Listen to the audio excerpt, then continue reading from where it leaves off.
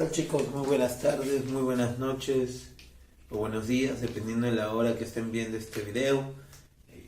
Ya saben que mi nombre es Juan Verástegui y yo soy el profesor CTA, que es Ciencia, Tecnología y Ambiente, que es básicamente la enseñanza de las disciplinas de Biología, Física y Química. Y bueno, en esta oportunidad vamos a pasar a resolver las preguntas del cuestionario que habíamos dejado en la clase pasada. La clase pasada hablamos de número de masa, masa atómica, número másico, de los neutrones, de los protones y todo lo que tenga que ver mucho con los comportamientos y con las características que tienen los átomos y las moléculas, ¿no? Y la materia, ¿no? Que la materia básicamente es ¿no? El estudio de la materia, que es básicamente lo que se encarga un poco la biología, perdón, la química y la física. Y a nivel microscópico, ¿no? A nivel más micro, o sea, a nivel mucho más pequeño que el microscópico, la química, ¿no?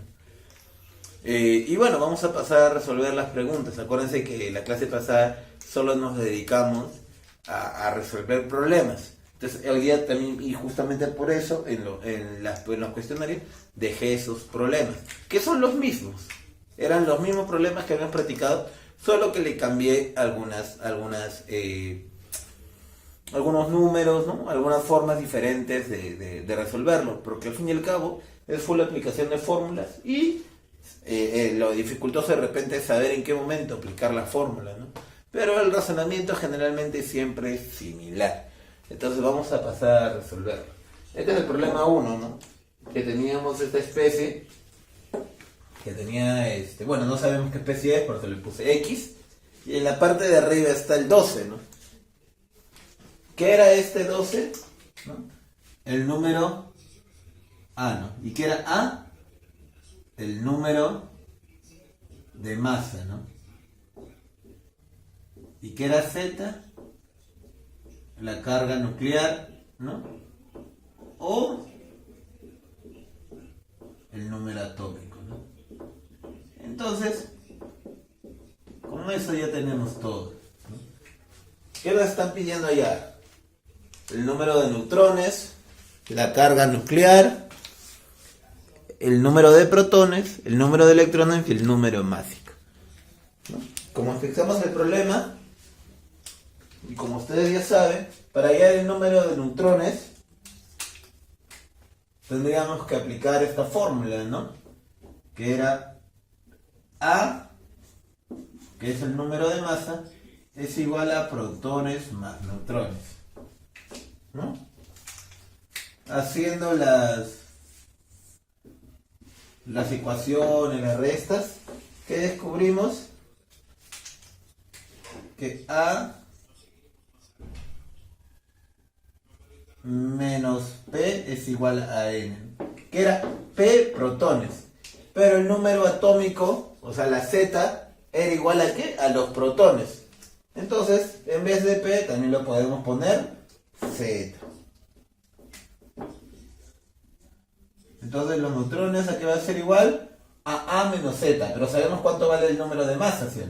Vale 12. ¿Y cuánto vale la carga nuclear o número atómico? 10. ¿Cuántos los neutrones? 2. ¿Cuántos neutrones tiene? 2. Listo. Resolvemos el primero, ¿no? El primero está resuelto. Carga nuclear. Ya, acá está, ya lo hemos resuelto ya. Carga nuclear en arriba, 10, ¿no? Porque carga nuclear es lo mismo que el número atómico, ¿no? O el número atómico. ¿Qué se ubica? En la parte de abajo. Acuérdense siempre. El Z, ¿dónde se ubica? En la parte de abajo. El A, en la parte superior, ¿no? En la parte de arriba. Siempre es así. Así es como se grafica, se representa un núcleo, ¿no? Y se representa así la parte nuclear, ¿no? La composición nuclear que tiene un átomo. El número de protones. Bueno, ya saben que el número de protones va a ser igual a Z. Entonces, ¿el número de protones cuánto es? 10. Ahora sí, esta es la parte de repente más complicada de este problema. El número de electrones. ¿Cómo hallamos el número de electrones? A ver, ¿se acuerdan que decía la teoría? La teoría decía de que si el átomo la molécula, es estable, es decir, es estable, tiene la misma cantidad de protones y electrones. Porque toda especie, todo cuerpo, todo organismo vivo, toda la materia, todo organismo, todo cuerpo que existe en el universo, siempre va a buscar el equilibrio. En el caso de los humanos es la homeostasis, ¿no? La homeostasis es el equilibrio interno. Entonces, y eso es básico, o sea, todo cuerpo, todo organismo en el mundo, en el universo, en donde sea, siempre va a buscar el equilibrio. Eso es algo natural, es algo ya natural, es algo inmerso, es algo que va a existir siempre en todo organismo. Entonces, si los protones son de carga positiva y los electrones son de carga negativa, entonces tienen que ser iguales. Para que el átomo, la molécula, esté estable, el número de protones siempre va a tener que ser igual al número de electrones. Pero en este caso, ¿está estable o no está estable? Está inestable. ¿Por qué? Porque tiene menos 2. Entonces, ¿qué quiere decir esto menos 2? ¿Que ha perdido o que ha ganado? Acuérdense que era. Si tiene menos, era porque ha ganado electrones. ¿No? Acuérdense que si tiene menos 2, ha ganado electrones. Entonces ya está. ¿Cómo es el razonamiento para este problema? En algún momento en algún momento de este átomo, que no sabemos cuánto es, ha estado estable. Entonces, en algún momento, esta especie iónica, este átomo, ¿no?, ha sido así, sin haber ganado 2 electrones, en algún momento. Entonces,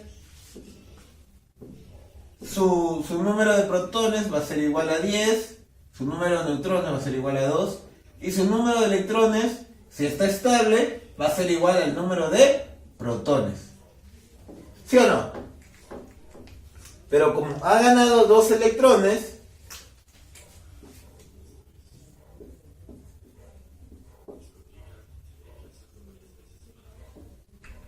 entonces, ¿qué quiere decir?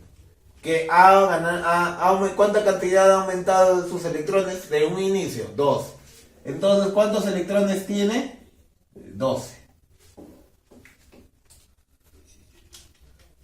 ¿Ok? Listo. Entonces ya está, pues. ¿Cuánto es su número másico? O sea, el número de arriba, 12. Ahí está. Resuelto el primer problema. Lo único complicado de repente es ¿no? Que tendríamos que haber aplicado la teoría que decía de que siempre el átomo, la molécula, va a tener la misma cantidad de protones y electrones cuando esté en equilibrio. Pero en este caso, él ha ganado 2 electrones. ¿Por qué? No sabemos, pero no nos interesa. Entonces, este es el razonamiento que tenemos que hacer, ¿no? Ahí está, resuelve el problema. Sí, se ve claro. Entonces vamos ahora con el problema número 2. Lo mismo. Es un átomo neutro. ¿Qué quiere decir un átomo neutro? Que está en equilibrio. ¿Ya? Que está en equilibrio. Esto, por ejemplo, un ejemplo de este átomo neutro es ¿no? Que no ha ganado ni ha perdido electrones, ¿no? Y el número de masa es 120, ¿ok? Vamos a graficarlo, ¿no? Por ejemplo, vamos a representarlo, vamos a graficarlo. El número de masa es 120, ¿ok? Y el número de neutrones es 20 veces más que el de electrones. El número de electrones es 20 veces más que el de electrones. ¿Ya? Hay la carga nuclear. Listo. ¿Cómo resolvemos esto? Si el átomo es neutro, ¿qué quiere decir? Que sus electrones van a ser igual que sus protones, ¿sí o no? Entonces, este de acá, que nos piden hallar, o sea, la carga nuclear va a ser igual que los electrones. Entonces vamos a pasar a resolverlo. Aplicamos la misma fórmula. Tenemos el número de masa, ¿sí o no? El número de masa es igual a protones más neutrones. O, como ya bien hemos dicho acá, protones es igual a Z, ¿no? Entonces sería Z más N. Pero los neutrones nos dicen que son 20 veces más electrones. Y como es un átomo neutro, entonces los protones van a ser igual a los protones. Entonces este electrones lo podemos borrar y lo podemos poner protones. En este caso también Z.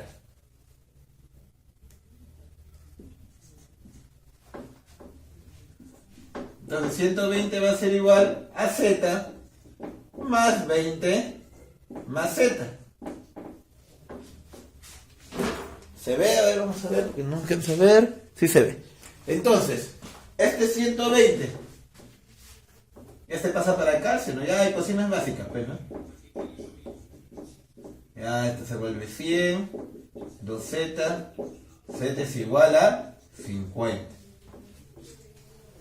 ¿Listo? Resuelto el problema. Complicado no es, solamente hay que estar atento a la teoría.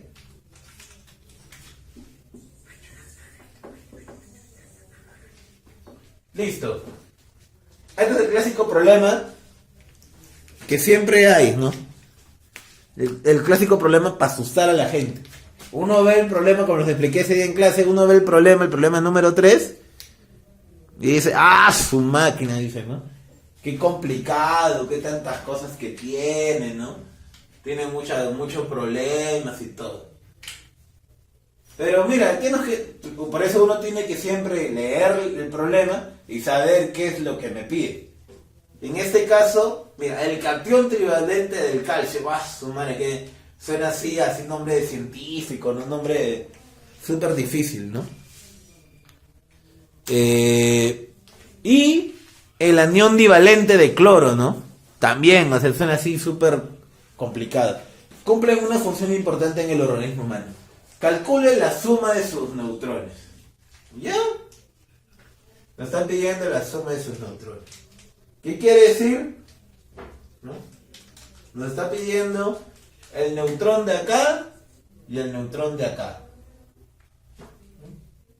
Entonces, pero vamos a ponerlo con colorcito para que se entienda más acá. A este le vamos a poner verde y a este le vamos a poner rojo, ¿ya? Si pinta bien el rojo. No, vamos a poner negro. ¿Dónde está el negro? Ya. Vamos a ponerle este color, ¿eh? Para que se diferencie solamente. Listo. ¿Cómo se llama el neutrón? Allá lo explicamos en el otro problema. A menos Z, ¿cierto? En el anterior problema le explicamos que era A menos Z. Entonces el neutrón de este va a ser igual a A menos Z. ¿A cuánto vale? A siempre no se ubica arriba, Z no se ubica abajo. A vale 40 menos 20. ¿Cuánto vale el neutrón? 20. Ah, no, lo dibujé con verde, ¿no? ¿No huevo frito? Vamos a ponerlo con verde, vamos a ponerlo con verde. Ya, neutrón es igual a menos Z. ¿No? Ya está. Ahora el otro, ¿no? El de acá, ¿no? Neutrón es igual a menos Z. A arriba y Z abajo, ¿no? ¿Cuánto vale el neutrón? 35 menos 17. ¿Cuánto es? Ya, si no lo puedes resolver en tu cabeza, lo resuelves ahí en la pizarra, acostadito, en una hojita, ¿no? 35 menos 17. A ver. 7 y 7, 14, 8, 18. Neutrón vale 18. La suma de sus neutrones. ¿Cuánto es? 38. Listo. Si le salió igual, bacán. Entonces, esa es la forma de cómo se han resuelto estos problemas, ¿no? Ya saben, siempre tienen que estar atentos a lo que te piden, ¿no? Porque en el último problema, por ejemplo, es recontra difícil, pero solamente nos pidió la suma de sus neutrones. Entonces no hay que asustarnos de los problemas antes de leerlos, antes de darnos cuenta de lo que realmente nos está pidiendo. Bueno, vamos a pasar ahora a la clase propiamente de lo que toca hoy, ¿no? Que hoy vamos a hablar netamente de anatomía y de histología, ¿no? Que ya los voy a explicar en un momento. Gente, entonces, chicos, vamos a empezar con la clase de histología. Y nada, vamos a empezar. Empieza así. ¿Qué es la histología, no? La histología es primero partir de la raíz griega, ¿no? Histo que significa tejido, ¿no? Esta palabrita de acá significa tejido. Y esta palabrita logía estudio, ¿no? Entonces, histología es el estudio, la disciplina de los tejidos, ¿no? ¿Y qué es? Bueno, ¿y qué es un tejido? Bueno, los tejidos son organizaciones de célula que se especifican en una o más funciones y que sirven al organismo humano para desarrollar actividades específicas como protección, defensa, sostén, locomoción, secreción. ¿Qué quiere decir eso? Que es la unión de varias células. O sea, los tejidos se van a formar a partir a partir de cómo se van juntando las células. Una vez que se conjunten ese tipo de células, van a terminar dando una característica a un tejido. Por ejemplo, las células, las neuronas, por ejemplo, que son células nerviosas, al juntarse terminan formando un tejido nervioso. Los músculos, las células musculares llamadas miocitos, al final se juntan y forman un tejido muscular. O sea, es la unión de varias células, ¿no? Parecidas, similares, y que van a dar una característica especial, ¿no? a una composición del cuerpo, a una parte del cuerpo, ¿no? Por ejemplo, la piel son varias células que se han juntado, ¿no? Y dan una característica particular, como explicaba anteriormente también de los músculos, como explicaba también de las neuronas, ¿no? Entonces, este tipo de células al juntarse forman un tejido, así como les explicaba hace tiempo en las células, por ejemplo, las células vegetales, ¿no? ¿Cómo son? ¿No? Así medias, que parecían un panal de abejas, ¿no? Como les expliqué hace tiempo. ¿No? ¿Cómo eran? Ah, sí eran, ¿no? Algo así eran. Ajá. Entonces, estas células, ¿no? Vegetales, al formarse forman un tejido. Y ese tejido es lo que forma la pared celular, ¿no? ¿Se acuerdan cuando lo explicábamos, hablamos de las células? Entonces, las células vegetales al juntarse forman un tejido. Lo mismo pasa con todos los organismos vivos, ¿no? Entonces, al juntarse las células, nuevamente forman un tejido. Y bueno, estos tejidos, como explicaba yo el concepto, sirven para darle tienen una función específica, ¿no? Para dar protección, para dar defensa, sostén, locomoción, secreción. Ya conforme vayamos con la clase, le vamos a estar explicando un poquito más acerca de esto. En el caso de protección, el tejido vegetal, ¿no? La pared celular. La defensa, por ejemplo, puede ser la piel, ¿no? La piel nos ayuda a que haya una separación entre el mundo externo y el mundo interno de nuestro cuerpo, ¿no? Porque si nos quitamos la piel, ya entra directamente al tejido muscular, ¿no? O a la grasa, ¿no? Del cuerpo, ¿no? Que está dentro. Entonces hace como una defensa, ¿no? Con protección también, ¿no? Entonces vamos a ir conforme avanzando un poco eso, ¿no? Locomoción, por ejemplo, el tema del músculo, ¿no? El músculo nos ayuda a poder movilizarnos, ¿no? La secreción, ¿no? La secreción es la lagrimal, ¿no? El momento que uno llora, esa agua, ese líquido que sale de nuestra glándula, de nuestros ojos, es producido gracias a un tipo de tejido, ¿no? A un tipo de tejido celular. Entonces, muy aparte de esto, para poder entender un poquito más de esto de los tejidos, es necesario entender el nivel de organización estructural. ¿Qué quiere decir? Las estructuras del cuerpo, ¿no? las estructuras del cuerpo que se van formando para el desarrollo de la vida. Es decir, conforme un organismo va evolucionando, conforme un organismo va creciendo en el mundo, va cambiando algunas cosas y se va haciendo más complejo, se va haciendo mucho más dificultoso el entendimiento. Y al hacerlo dificultoso, complejo, su comportamiento se va haciendo más desarrollado, más sofisticado. El humano obviamente tiene un montón de tejidos, un montón de organismos en el cuerpo que le ayudan a desarrollarse de diferentes formas. ¿Qué pasaría si de repente las características del tejido muscular, ¿no? De las células musculares, en vez de eso estuvieran las neuronas? No, sino porque las neuronas cumplen otra función. No va a cumplir la misma función de que de repente el tejido muscular. Entonces, pero eso es ese tejido, esas características de los tejidos, obviamente que dentro de esos tejidos hay algunas características por las cuales se han logrado desarrollar, ¿no? Entonces, esta composición parte así. Primero, el nivel más bajo, ¿no? Es el nivel químico, ¿no? El nivel químico. Entonces, en este nivel químico están los famosos átomos y moléculas, que acá lo hemos dibujado. ¿Cuál es la diferencia entre átomos y moléculas? ¿Se acuerdan que hablamos la clase pasada acerca de, cuando estábamos hablando de química, que átomo es uno solo, ¿no? Y moléculas ya es cuando se van juntando dos o más átomos, ¿no? Ya cuando se juntan dos o más átomos ya hablamos de moléculas, ¿no? ¿Y cómo se llamaban esos átomos, por ejemplo, esas moléculas que por ejemplo tienen dos oxígenos? Moléculas monoatómicas, ¿no?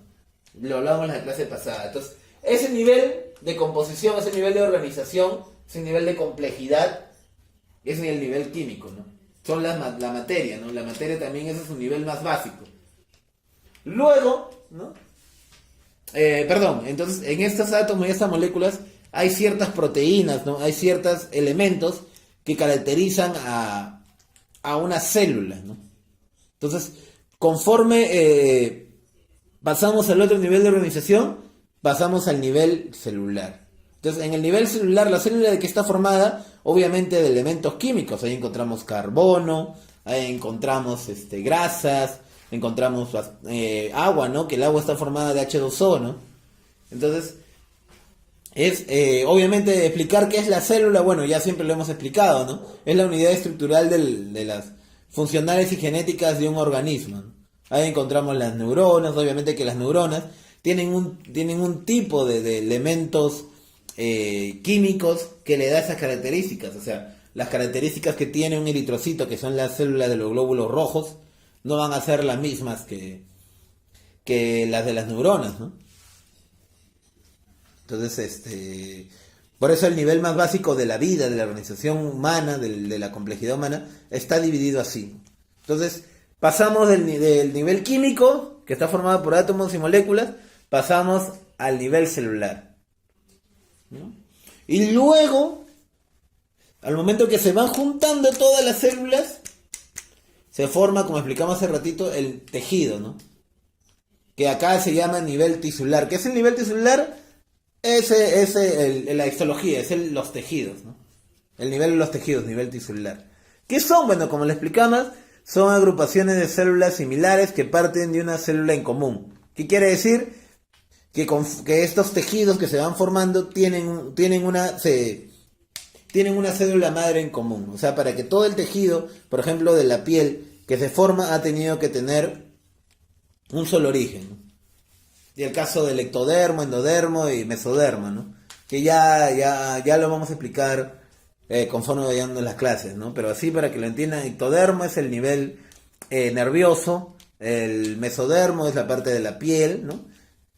Y el endodermo es la parte un poco de todos los organismos internos que se van formando, ¿no? El hígado, ¿no? Todo ese tipo de cosas.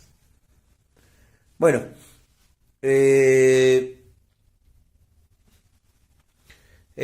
bueno, según Ramón Cajal, ¿no? que que es un autor, ¿no?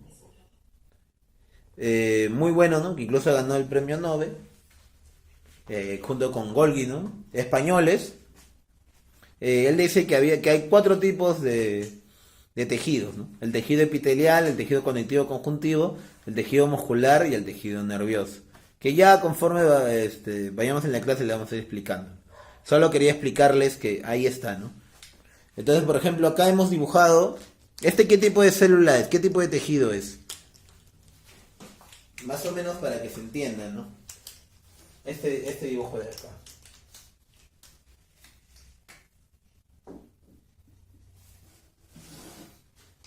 Este es el nivel. Obviamente que el nivel de tejido, pero este es el nivel. ¿Qué tipo de célula es? Ahí está. Estas son las células que están en el sistema.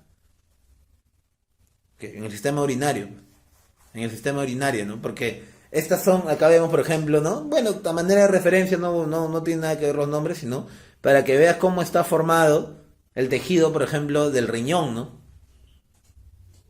El riñón las células del riñón tienen una característica especial, ¿no? Y esta es más o menos la forma que tiene a nivel tisular el riñón. Luego, después, un nivel más avanzado de eso, ya está el nivel orgánico, ¿no? Que ya son órganos. O sea, el riñón no es un tejido, el riñón ya es un órgano, ¿no? Pero ¿qué es un órgano, no? Son estructuras constituidas por dos o más tejidos distintos. Pero tienen funciones específicas, ¿no? Por ejemplo, en el riñón encontramos, por ejemplo, la médula, sus partes, ¿no? La médula, la cápsula, el cáliz, corteza, pelvis, ¿no? Cáliz mayor. Que cada característica, cada parte de este riñón está formado por un tejido especial, ¿no? Y cada parte de ese cuerpo, cada parte del riñón va a permitir que el riñón funcione como nosotros lo sabemos, ¿no? Que ayuda a filtrar el agua, ¿no? Para poder orinar, ¿no? Cumple una función de ayuda para poder orinar, ¿no? Más que todo para la formación del orín, ¿no? Filtrar todo el agua y poder salir, ¿no? Entonces, ese es el nivel orgánico, ¿no? Otro, por ejemplo, caso de acá está el corazón, ¿no? Porque el corazón tiene diferentes tejidos que van a ayudar a que funcione, a que haga ese famoso movimiento que tiene, ¿no? El sístole y el diástole, ¿no? Entonces, esto es un poco para entender el nivel orgánico, ¿no? Para que vayamos entendiendo, ¿no? Luego está el nivel de sistema. Ya el nivel de sistema ya es un poquito más avanzado. Es donde justamente ya todos estos organismos, ¿no? Todos estos órganos se interrelacionan entre ellos mismos. Y ahí hemos dibujado el sistema urinario, ¿no? Si ustedes, por ejemplo, ¿cómo hace para que tú puedas orinar, ¿no? En el caso del hombre orina a través del pene, ¿no? Que sale por ahí en la uretra, ¿no?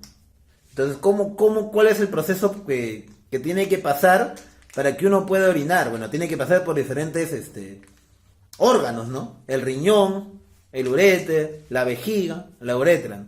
Y cada uno tiene una característica particular, tiene un tipo de tejido, tiene diferentes tejidos que están ahí, ¿no? Interrelacionándose para poder lograr el objetivo que es expulsar el orín, ¿no? que está en nuestro cuerpo, ¿no? Entonces, así es como funciona la complejidad de nuestro cuerpo humano, ¿no? Cómo en el cuerpo humano, cómo en el cuerpo de todos los organismos van avanzando estos tipos de estructuras dentro que hay en nuestro cuerpo, ¿no? Que ayudan un poco a entender toda la complejidad que hay en un organismo, ¿no? Incluso, por ejemplo, las bacterias, yo creo que solamente llegan hasta el nivel tisular, y por ahí algunos organismos, ¿no? A nivel orgánico, ¿no? Con algunos órganos, ¿no? La mitocondria, ¿no? Que de repente tienen por ahí, ¿no? Pero bueno, eso está dentro del nivel celular, ¿no? De repente la pared que tienen, ¿no? De repente por ahí, hasta ahí pueden llegar, ¿no? Pero a un nivel de sistema, creo que no podríamos hablar de un sistema de repente en las bacterias, ¿no? Pero a nivel de organismo humano, esos son los diferentes niveles de desarrollo que hemos alcanzado, ¿no? De repente con la evolución no sé hasta dónde llegaremos. Pero eso es lo que se debe entender. Entendido eso, vamos a seguir hablando un poco más sobre histología. Acuérdense que lo que he hablado es el nivel de organización estructural que hay dentro de nuestro cuerpo, ¿no? Los niveles de complejidad que han ido avanzando, ¿no? Conforme vayamos estudiando más a fondo, nos damos cuenta de que hay más cosas dentro de algo, ¿no? Como la química, ¿no? Por ejemplo, hablamos de los átomos, ¿no? Pero dentro de los átomos, ¿qué están? Los protones, los neutrones. O sea, dentro del sistema digestivo, el sistema urinario hay órganos. Pero dentro de esos órganos, ¿qué están? Tejidos. Dentro de esos organismos, ¿qué están? Las células, ¿no? Y dentro de esas células están las moléculas y los átomos.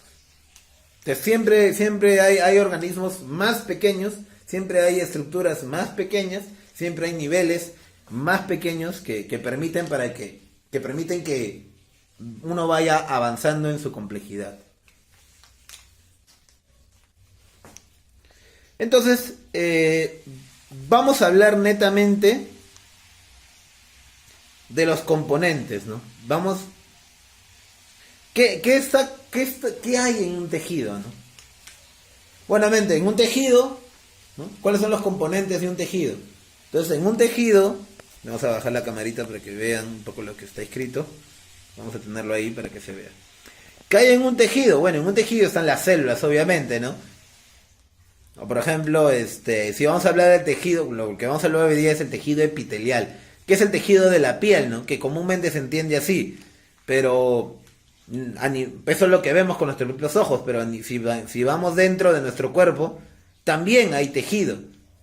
Pero ese tejido también es llamado epitelial, pero no de la misma forma, no de la misma característica que tiene nuestra piel, que nosotros vemos, ¿no? Que nosotros vemos esa parte de nuestro cuerpo que tiene pelitos, ¿no? Que de repente hay de diferentes colores, ¿no? Entonces, ese tejido es lo que cubre nuestro cuerpo, pero también hay tejido que está cubriendo nuestros órganos. Por ejemplo, el riñón tiene un tejido epitelial, nuestro intestino delgado tiene un tejido epitelial. Pero ya ahorita vamos a ir explicando un poquito más. Entonces, estos tejidos, todos los tejidos que hay, hablamos que según Ramón Cajal, hay epitelial, conectivo conjuntivo muscular y nervioso, está formado por ¿qué? ¿Cuáles son sus componentes? La célula, que obviamente ya lo hemos hablado y estamos cansados de hablar, que bueno, es la estructura funcional y genética de un organismo, ¿no?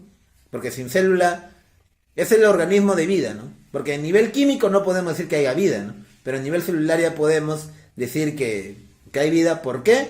Porque cumple la unidad estructural, funcional y genética. Que ya lo hemos explicado en las clases pasadas, al inicio lo explicamos. Entonces, ¿qué más? La sustancia intercelular o intersticial. ¿Qué son estas? Al momento que se van juntando las células, hay un espacio. Entonces, este espacio de célula a célula es la sustancia intercelular o intersticial. ¿No? Entonces, este tipo de espacio que hay entre células pueden ser líquidas, pueden ser blandas, pueden ser semisólidas o sólidas y resistentes, ¿no? Entonces, este tipo de composición va a determinar las características que pueda tener, ¿no? Como el que vamos a hablar hoy, ¿no? Que es del tejido epitelial, ¿no? Lo que estábamos hablando hace ratito. ¿Y qué es el tejido epitelial? Bueno, el tejido epitelial es un tejido, como dice acá, como lo he escrito, es un tejido constituido por abundantes células poco diferenciadas. ¿Qué quiere decir poco diferenciadas? Que todas son similares, ¿no? Pero con escasa sustancia intercelular. ¿Qué quiere decir que tiene poca sustancia intercelular? Que los espacios entre célula con célula, o sea, por ejemplo, como lo hemos dibujado acá, no sé si se logra ver, no se logra ver, como lo hemos dibujado abajo, ¿no? Si se dan cuenta, esas bolitas son las células, ¿no? Obviamente no son así, ¿no? Simplemente lo hemos graficado. Están pegaditas, están bien pegaditas.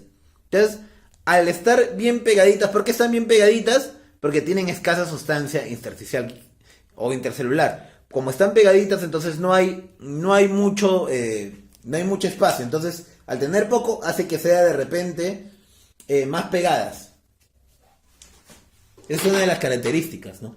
Entonces, ¿cuál es la funciones que cumple este tipo de tejido epitelial? Protección. La piel que nosotros conocemos, ¿no? Que nosotros vemos, obviamente nosotros la llamamos piel, ¿no? Pero el nombre correcto es epidermis. Ojo, el nombre correcto es epidermis, porque la piel es todo, pero lo que vemos solamente es la parte de arriba. Porque si nosotros vemos la parte de arriba, obviamente si cortamos nuestra piel, ¿no? Lo cortamos, abajo va a haber algo, o sea, abajo también va a haber piel, pues, ¿no? Pero nosotros solo vemos la parte de arriba, la parte donde salen los pelitos. Eso se llama epidermis. ¿Ya? Epidermis. Luego también está, esa es la función de protección con el tejido epitelial. Luego está la secreción, que es las glándulas lagrimales, donde nosotros lloramos, ¿no?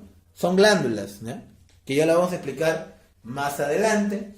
La absorción, ¿no? El epitelio del intestino delgado. El intestino delgado, ustedes saben que en el intestino delgado, la función que cumple es absorber los nutrientes. Entonces, pero para poder absorber esos nutrientes se necesita un tejido especial, ¿no? O el tejido muscular, o sea, o los músculos absorben nutrientes. No. Entonces, la característica del intestino delgado es eso, absorber. Y para poder absorber se necesita un tejido epitelial, una característica de un tejido epitelial. Por eso justamente esa es la función, ¿no? Ahí también está el epitelio, ¿no? Acuérdense que le hablamos, no solo el tejido epitelial está en nuestra piel, en lo que nosotros vemos, también está cubriendo, también está protegiendo a los órganos, ¿no? Entonces, en este caso, el intestino delgado está cubierto por un tejido epitelial que le permite absorber estos nutrientes. Obviamente también la difusión, ¿no? Epitelio del alveolo pulmonar. ¿Qué es el alveolo pulmonar? Es lo que está dentro de los pulmones, ¿no? Adentro de los pulmones hay unos organismos pequeños que se llaman alvéolos que permiten el intercambio gaseoso. Permiten que se logre ese equilibrio, ¿no? De absorber oxígeno y botar CO2. Entonces ahí es donde ocurre este intercambio de aire, ¿no? Del oxígeno con el CO2. Y sensorial también, ¿no? Del neuroepitelio. Por ejemplo, este es el caso de la lengua, ¿no? Porque la lengua está cubierto por un tejido epitelial nuevamente que permite que nosotros podamos sentir lo dulce, lo salado, ¿no? Todo ese tipo de sensaciones que lo producimos. Y eso es gracias a este tejido epitelial, ¿no? Neuroepitelial, porque también tiene por ahí algunas neuronas, ¿no? Que permiten que podamos sentir podamos activar nuestro tejido nervioso y poder activar nuestro cerebro. Bueno, una de las características, aparte de sus funciones que hemos explicado, función de protección, secreción, absorción, difusión y sensorial, también tiene algunas características, ¿no? Entonces, como dibujamos abajo, ¿no? Y lo vamos a ir explicando más adelante, estas características, una de sus principales características es que tiene células de forma geométrica, ¿no? Que ustedes sabrán un poco de geometría en el espacio, ¿cómo son las figuras geométricas? A veces cúbicas, a veces son cilíndricas, ¿no? En este caso, acá, en este que hemos dibujado acá, que es básicamente un tejido epitelial, la epidermis, hemos dibujado la epidermis. Básicamente, tienen una forma así en circulitos, ¿no? Tienen una forma cilíndrica, ¿no? Que es una de las características que tienen. ¿Para qué? Bueno, sirven para dar protección, más que todo protección. Otra cosa también, tienen la membrana basal. ¿Para qué sirve la membrana basal, no? Si se dan cuenta, si vemos el dibujito, siempre el tejido epitelial va a estar pegado, o siempre va a estar junto o a un tejido conectivo o conjuntivo. ¿Ya? Acá se ha borrado. Tejido conjuntivo. ¿Por qué? Porque el tejido epitelial, no tiene vasos sanguíneos. ¿Qué quiere decir no tiene? O sea, ustedes saben cuál es la función de la sangre: llevar nutrientes a toda la parte de nuestro cuerpo, ¿sí? Porque la sangre lleva oxígeno, más que todo oxigenar, ¿no? Y tiene un montón de cosas ahí que ayuda un poco a que llegue la sangre. Entonces, como no tiene, entonces se nutre gracias al tejido conectivo, ¿no? Que acá lo he dibujado de rojito. Entonces, ese tejido conectivo sí tiene vasos sanguíneos, entonces, y se nutre a través de la membrana basal. ¿Ya? Entonces, y lejos de eso, ¿cuál es la función de la membrana basal? Sirve como base de apoyo, sirve como para dividir los dos tejidos, un lugar de unión. Obviamente también al separarse también se unen como frontera. Filtra para los riñones, ¿no? ¿Ustedes recuerdan que los riñones filtran el agua, ¿no? Para eso sirve la membrana basal. Durante, por ejemplo, el intestino delgado, al momento de absorber nutrientes, ¿no? Constantemente se desgasta, ¿no? Porque absorber genera un desgaste y están constantemente cambiando. El intestino delgado cambia aproximadamente cada 5 o 6 días, está cambiando. O sea, solamente le dura 5 o 6 días nada más. Después de 5 o 6 días vuelve a cambiar, hace la mitosis. ¿Se acuerdan que le explicábamos? Ya, hace 5 o 6, cada 5 o 6 días está haciendo mitosis para poder regenerar ese tejido que se daña al momento de absorber, ¿no? Entonces la membrana basal de alguna otra forma dirige esa ayuda un poco a dirigir esa mitosis, esa reparación de los tejidos. Entonces este tejido como está ahí, como es la parte de repente que cubre, ¿no? Que cubre a los órganos, entonces se está constantemente regenerando y constantemente se está dañando, ¿no? Entonces, y está ubicada en todos los organismos, ¿no? En algunos lados de repente sufren más desgaste y en algunos lados sufren menos desgaste, ¿no?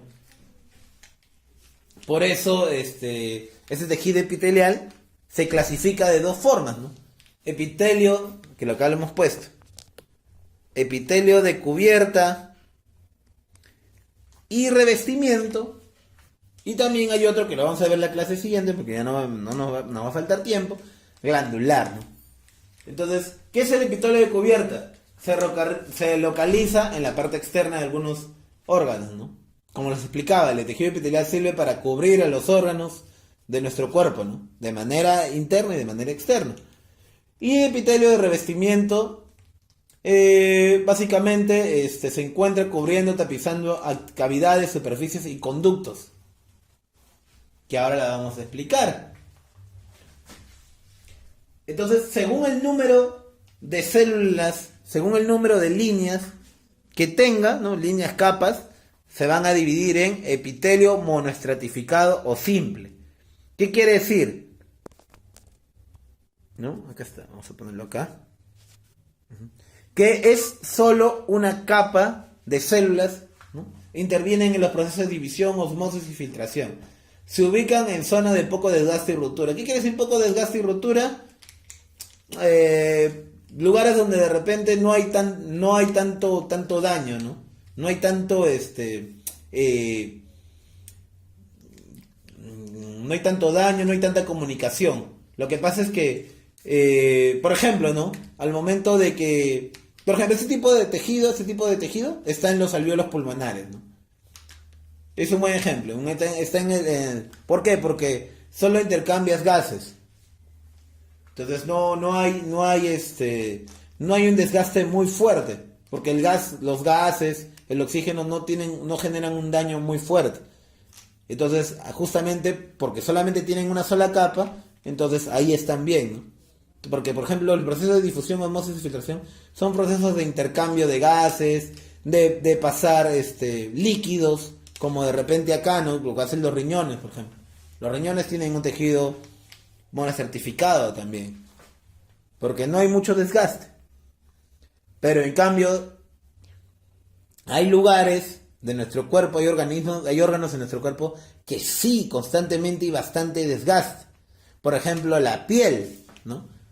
En la piel hay bastante desgaste. Te haces las heridas que nos hacemos en nuestra piel están a cada rato, ¿no? Por eso se necesita otro tipo de epitelio, ¿no? Otro tipo de tejido que sea más grande y que tenga mayor cantidad de células para que puedan soportar mejor los daños, ¿no?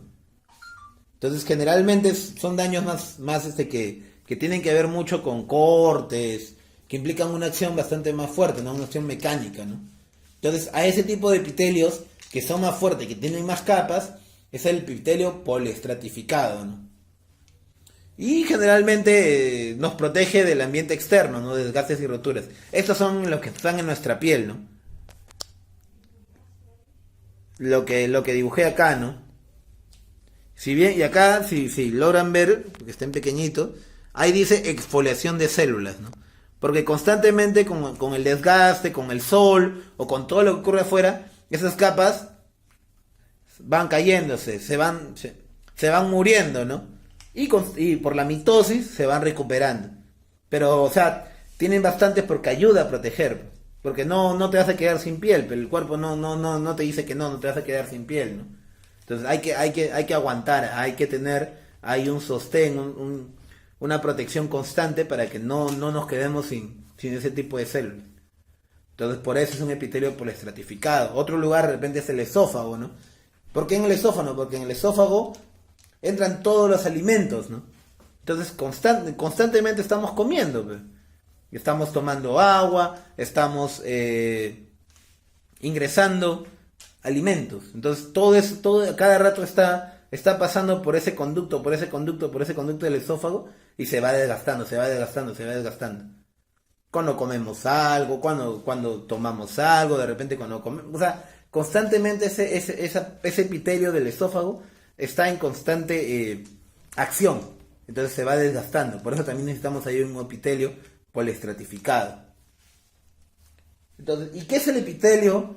Acá hemos puesto uno más, pseudoestratificado. Acá dice que es un epitelio que presenta una sola capa de células de diferentes alturas y con núcleos, dando la apariencia de tener varias capas. Entonces, acá se dice que es un epitelio de transición. ¿Cómo es eso? Es cuando vas pasando, por ejemplo, es cuando por ejemplo tienes dos órganos que tienen dos características bien diferentes. Entonces, cuando tú pasas, por ejemplo, aquí hemos puesto un ejemplo. Cuando pasas del esófago, ¿no? Como estaba explicando, es un epitelio. Acá lo hemos dibujado, si logran ver. Este es más o menos el conducto del esófago. Este es más o menos un estómago, ¿ya? Vamos a dibujarlo así. Entonces, el esófago va bajando y va a entrar al estómago. Y ahí hay un conducto que se llama cardias. Cardias es como la frontera entre el esófago y el estómago. Pero obviamente el cardias tiene que tener un tipo de tejido, ¿no? Un tejido que permita pasar del tejido epitelial que tiene el esófago al tejido epitelial que tiene el estómago. Porque el esófago y el estómago no tienen el mismo tejido. El esófago tiene un epitelio poliestratificado plano, ¿ya? Y el estómago tiene un epitelio monoestratificado cilíndrico. Porque en el estómago no hay desgaste, pues. En el estómago no hay desgaste. Solamente por el mismo tipo de características que tiene, este tipo de tejido del estómago secreta, ¿no? Secreta algunas glándulas, ¿no? Que protegen de repente de los gases que produce el estómago para poder matar algunas bacterias, ¿no? Saben que el estómago produce unos ácidos, ¿no? Que hace que termine de matar algunas cosas, de sintetizar mejor los alimentos, ¿no? Esa es la función del estómago. Y ahí los cubre como una especie de membrana, ¿no? Que hay ahí. Entonces, ese es un poco que para eso es el epitelio, ¿no? El epitelio monoestratificado cilíndrico, ¿no? Entonces, acá hemos dibujado, ¿no? Entonces, ese proceso, acá, por ejemplo, vemos en la parte de arriba varios celulitos con varias capas. Eso es el epitelio poliestratificado plano. Y conforme va avanzando nos damos cuenta que va cambiando a un epitelio monoestratificado cilíndrico, que es el estómago. Y ahí está la membrana basal, ¿no? Que es la que ayuda a secretar como esta pared, ¿no? Lleno de glándulas, ¿no? Que ayudan un poco a no desgastar ese tejido epitelial del estómago, ¿no? Bueno, entonces eso es un poco, ¿no? Entonces, ese tipo de epitelio que está en transición entre el esófago y el estómago es el epitelio pseudostratificado, que aparece en un epitelio, es un epitelio de transición. Bueno, chicos, la clase que viene vamos a explicar un poco más, porque hay un montón de tipos de epitelios, también tenemos que hablar de las glándulas, ¿no? Entonces, la clase que viene vamos a continuar hablando de eso. Espero que les haya gustado, ya saben, que es un tejido, ¿no? Que es la unión de varias células, ¿no? Que van a permitir dar una característica específica, ¿no? Que tienen una función de protección, de secreción, ¿no? En el caso de las glándulas lagrimales, en el caso del estómago también, que produce por ahí, secreta secreta como una pared que ayuda a que de repente esa acidez que hay en el estómago no dañe el tejido, ¿no? Ahí pone una protección. Absorción de lo que hablamos del intestino delgado, ¿no? Porque absorbe los nutrientes, ¿no? Difusión, que es básicamente el intercambio gaseoso que hay en los alvéolos, en los pulmones, y sensorial, ¿no? Entonces, conforme va a ir avanzando la complejidad de las estructuras del cuerpo, va a volverse un órgano, ¿no? Que es un órgano ya es la unión, ¿no? de dos o más tejidos distintos, ¿no? Que ayudan a dar que tienen una función específica, ¿no? Por ejemplo, el corazón, el hígado, ¿no? El riñón, ¿no? Como explicamos acá, ¿no? Y este riñón, ¿no? Al entrar en interrelación con otros órganos, va a formar un sistema, ¿no? Acá, bueno, algunos autores le dicen aparato, ¿no? Pero es mejor llamarlo sistema porque sistema habla un poco de la interrelación de los organismos. En cambio, aparato suena como si fuera algo mecánico. Entonces, el tejido está formado por célula y sustancia intercelular, ¿no? Que es el espacio que hay entre célula y célula. Y este espacio entre célula y célula da una característica, ¿no? Como el tejido epitelial, ¿no? Que el tejido epitelial de repente tiene la función, al ser pequeño, al estar pegaditos, da una función de protección, ¿no? Y como explicábamos hace ratito, ¿no? Las características, ya les hablé, tienen figura geométrica. La membrana basal permite ser como frontera en el tejido epitelial conjuntivo o conectivo. ¿Por qué? Porque el tejido epitelial no tiene vasos sanguíneos, o sea, no se nutre, ¿no? Es un tejido, por eso dice que el tejido epitelial es un tejido vascular porque no tiene vasos sanguíneos. Por eso se nutre a partir del tejido conectivo que está bajito, debido a esa función que tiene, está constantemente regenerándose, ¿no? Ahora, como está cubriendo algún organismo, tiene que tener diferentes tipos de características, porque hay zonas dentro de nuestro cuerpo que tienen más desgaste que otras, ¿no? Y a los órganos, ¿no? A los organismos, a los órganos de nuestro cuerpo que tienen poco desgaste, como de repente en los alvéolos pulmonares, de repente como el estómago, ¿no? Tienen un tipo de epitelio característico, ¿no? El epitelio monoestratificado simple, ¿no? Que están ahí, ¿no? Y justamente las partes donde hay mayor desgaste está el epitelio poliestratificado porque tienen más capas de células. Entonces, el tener más capas de células da más fortaleza, ¿no? Como de repente el esófago, como de repente, ¿qué más? El esófago, ¿qué más parte? La parte de la epidermis, ¿no? De la piel, que constantemente está desgastándose, ¿no? Por la acción solar, por los cortes, o sea, por diferentes cosas que uno ocurren. Y el epitelio pseudoestratificado, que es un epitelio de transición, ¿no? Entre dos tipos de epitelio, ¿no? Como explicábamos acerca del sistema digestivo, más que todo, ¿no? Del paso del esófago al estómago, ¿no? Que el esófago tiene un epitelio poliestratificado plano, ¿no? Y el estómago tiene un epitelio monoestratificado cilíndrico, ¿no? Entonces, en esta transición es como que estuvieran los dos epitelios, ¿no? Y bueno, esa frontera entre el esófago y el estómago se llama cardias. Y bueno chicos, espero que les haya gustado. He hecho un poquito, al último he hecho un poco de resumen de lo que hemos hablado. Y espero que les guste, ya saben, les voy a estar dejando un cuestionario y nada, nos vemos la próxima clase.